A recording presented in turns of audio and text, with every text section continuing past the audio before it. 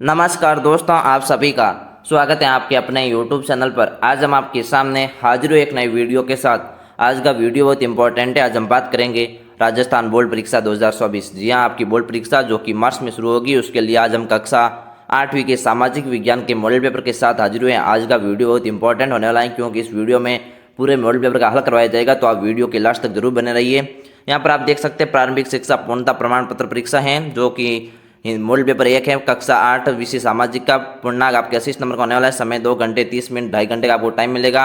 यहाँ पर आपको सबसे पहले परीक्षार्थियों के लिए सामान्य निर्देश दिए गए हैं। इन निर्देशों को आप आराम से पढ़ लीजिए। इसके बाद सबसे पहले है वस्तुनिष्ठ प्रश्न, जो कि प्रश्न संख्या 1 से लेकर 8 तक है। नीचे दिए गए प्रश्नों में सही विकल्प चुनना आपको होगा, जिसमें आप देख सकते हैं हुल्डा सम्मेलन बुलाने का उद्देश्य था, यानी क्या उद्देश्य था। राजस्थान में मराठा शक्ति को रोकने के लिए, अंग्रेजी प्रभाव को सीमित करने के लिए, राजपूत राजाओं की एकता कम करने के लिए, या उपयोग सभी। तो हुल्डा सम्मेलन बुलाने का उद्देश्य था वो राजस्थान में मराठा शक्ति को रोकने के लिए है, जो कि आपके ऑप्शन अ राइट होगा। इसके बाद आप अगला दूसरा सवाल देख सकते हैं, प्रथम गवर्नर जनरल कौन थे, जिसमें आप 4 ऑप्शन है। पहला है Lord William Bentinck, Warren Hastings, या लॉर्ड डलहौजी, या लॉर्ड कैनिंग। तो यहाँ पर आप कुछ 4 ऑप्शन में से सही ऑप्शन करना है, जिसमें आपके ऑप्शन ब राइट होगा, जिसमें होगा वारेन हेस्टिंग्स जो थे वो प्रथम गवर्नर जनरल थे। इसके बाद अगला है कि बिरसा मुंडा का संबंध है उत्तर प्रदेश से, मध्य प्रदेश से, राजस्थान से, या झारखंड से। तो बिरसा मुंडा का संबंध है वो झारखंड से है, जिसमें आपके ऑप्शन द राइट होगा। अगला है कि न्यायपालिका का प्रमुख कार्य क्या है, विवादों को निपटाना, न्यायिक समीक्षा करना, मौलिक अधिकारों का संरक्षण करना, या उपरोक्त सभी। तो न्यायपालिका का कार्य ये तीनों ही हैं, जिसमें विवादों को निपटाना, न्यायिक समीक्षा, मौलिक अधिकारों का संरक्षण। तो इसमें आपके ऑप्शन द राइट होगा, जिसमें उपयुक्त सभी। अगला है कि लोकसभा में सत्ताधारी दल का मुखिया होता है राष्ट्रपति, प्रधानमंत्री, राज्यपाल, या मुख्यमंत्री। तो लोकसभा में सत्ताधारी दल होता है, उसका मुखिया प्रधानमंत्री होता है, जिसमें आपके ऑप्शन ब राइट होगा। नवी नवीकरणीय संसाधन के उदाहरण हैं सौर ऊर्जा, पवन ऊर्जा, ज्वारीय ऊर्जा, या उपरोक्त सभी। तो नवीकरणीय जो संसाधन है उसके उदाहरण सौर ऊर्जा भी है, पवन ऊर्जा भी है, और ज्वारीय ऊर्जा भी है, जिसमें आपके ऑप्शन द राइट होगा।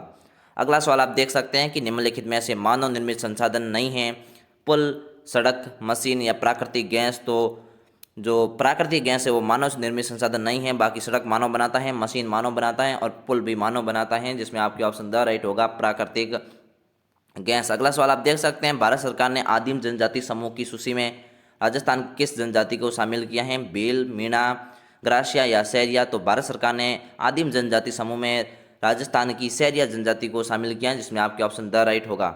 अगला सवाल है अति लघुत्मक सवाल, जिसमें निम्नलिखित को सुमेल करना है आपको। मस्केट को किससे सुमेलित होगा, तो मस्केट होगा जिसमें आपके पैदल सैनिकों द्वारा इस्तेमाल किए जाने वाली बंदूक हैं, उसको मस्केट कहते हैं, जिसमें आपकी पहले आपको सी से सुमेलित करना है। अगला है कि मैच लॉक, जिसमें आपके होगा कि बंदूक जिसमें बारूद से सिंगारी दी जाती है, उसमें वो मैच लॉक होता है, जिसमें डी होगा, तो आपको दूसरे को डी से मिलान करना है। तीसरा है मुफ्ती, मुफ्ती में आपके होगा मुस्लिम समुदाय का एक न्यायविद होता है मुफ्ती, जिसमें तीसरे को आपको ए से मिलान करना होगा। और चौथा है महाभियोग, महाभियोग को किसी व्यक्ति के खिलाफ दुराचरण का आरोप होना, जो कि आपके बी से होगा। 4 नंबर वाला है वो आपके बी से मिलान होगा। इस तरह से आपको मिलान करना होगा। इसके बाद अगला 10वां सवाल है, जिसमें आपको हाँ या ना में उत्तर देने हैं, जिसमें आप देख सकते हैं कि लोग ही एक राष्ट्र के सबसे बड़े संसाधन होते हैं। तो ये सही है, हाँ, लोग ही एक राष्ट्र के सबसे बड़े संसाधन होते हैं, इसमें आपके हाँ आएगा। अगला है कि लोग सामान्य रूप से श्रम जलवायु को पसंद करते हैं, तो इसमें आपके ना आएगा, यानी कि नहीं करते हैं जो। इसके बाद अगला है कि खनिज निक्षेपों वाले क्षेत्र अधिक घने बसे हुए हैं, तो इसमें हाँ आएगा। इसके बाद अगला है कि औद्योगिक क्षेत्र रोजगार के अवसर नहीं प्रदान करते हैं, तो इसमें ना आएगा, क्योंकि औद्योगिक क्षेत्र है वो रोजगार के अवसर प्रदान करते हैं, लेकिन इसमें नहीं लिखा है, इसलिए यहाँ पर ना आएगा। अगला है कि न्यूनतम वेतन कानून से क्या अभिप्राय है। न्यूनतम वेतन कानून के अनुसार किसी का भी वेतन एक निर्धारित न्यूनतम राशि से कम नहीं होना चाहिए, उसको न्यूनतम वेतन कानून कहते हैं। ये बहुत ही इंपॉर्टेंट सवाल है, आपकी परीक्षा में भी आने की संभावना है। इसको आप याद कीजिए, कॉपी में लिख कर याद कीजिए कि न्यूनतम वेतन कानून से क्या अभिप्राय। जितने आप ज़्यादा कॉपी में लिखोगे आपको उतना ही ज़्यादा याद रहेगा। तो न्यूनतम वेतन कानून के अनुसार किसी का भी वेतन एक निर्धारित न्यूनतम राशि से कम नहीं होना चाहिए। अगला है कि महिला सशक्तिकरण की आवश्यकता के कोई 2 कारण बताने हैं। संपत्ति पर महिलाओं के अधिकारों का बहुत सीमित होना, शिक्षा तक महिलाओं की पहुंच का अभाव, ये 2 कारण है, इसको आपको लिखना है और 2 नंबर आपको मिलेंगे। अगला है सन 1857 में मेरठ छावनी के सिपाहियों को नए कारतूसों पर क्यों ऐतराज था।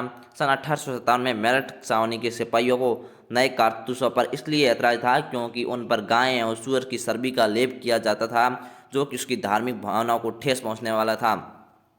यानी कि जो नए कारतूस आए थे उसमें गाय और सूअर की चर्बी का लेप किया जाता था और उसको मुंह से खोलना होता था। तो हमारे धर्म में ये माना जाता है कि गाय को हिंदू धर्म में पवित्र माना जाता है, इसलिए उसके मांस को आप मुंह से टच नहीं कर सकते। इसलिए सैनिकों को ऐतराज था, यानी कि ये आपको कारण लिखना होगा। इसके बाद अगला है कि राजस्थान को भीलवाड़ा को राजस्थान का मैनचेस्टर कहा जाता है, क्यों? तो वर्तमान में भीलवाड़ा राजस्थान का प्रमुख वस्त्र उत्पादन केंद्र है, इसलिए इसे राजस्थान का मैनचेस्टर कहा जाता है।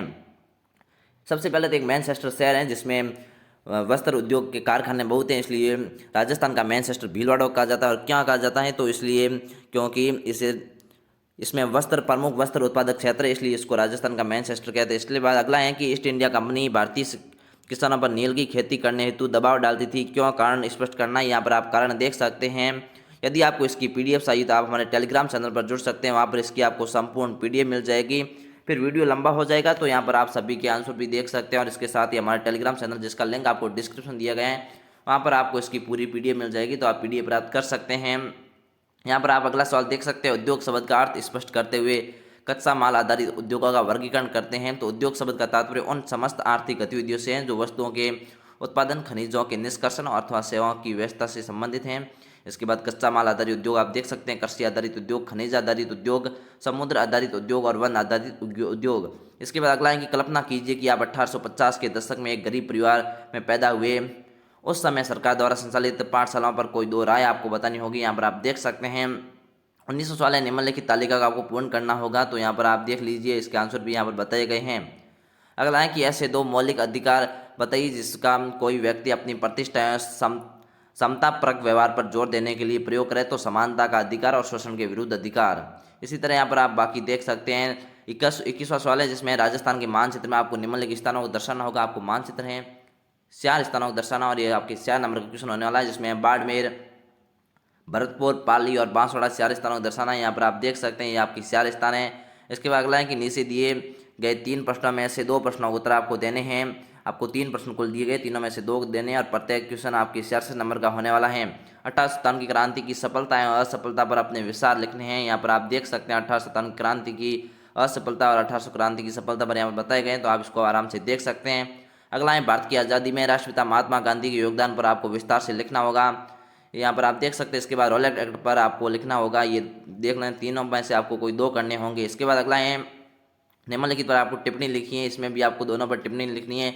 जैव मंडल और पारितंत्र पर टिप्पणी लिखनी है। और इसके अथवा में भूस्खलन क्या है, ये क्यों होता है, भूस्खलन रोकने के उपाय आपको बताने होंगे, तो इसका भी आप आंसर देख सकते हैं।